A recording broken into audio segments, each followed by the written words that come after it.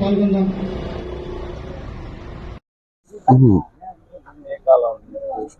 అశోక కాలం నుంచి మన సిలబస్ ఏమన్నా బుక్స్ ఏమన్నా వీటి గురించి. అవునా?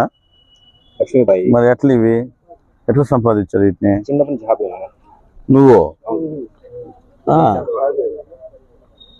ఏడబట్టారు సమయం నువ్వా?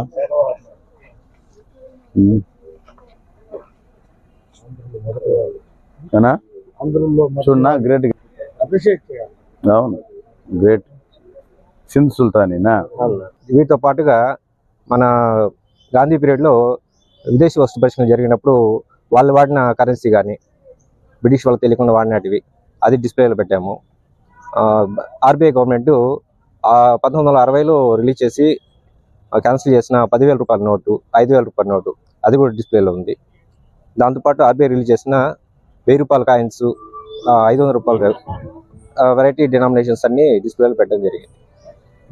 ఎన్టీ రామారావు గారు 100 సంవత్సరాలు పూర్తయిన సందర్భంగా కావచ్చు, అశోక పాలన కావచ్చు, తరువాత బ్రిటిష్ పాలన కావచ్చు, ఏ సంవత్సరంలో ఏ కాయిన్స్ భారతదేశంలో చలామణి అయినాయన్నటువంటిది ఈరోజు ఎగ్జిబిషన్ రూపంలో చూడ నేనే ఆశ్చర్యపోయాను.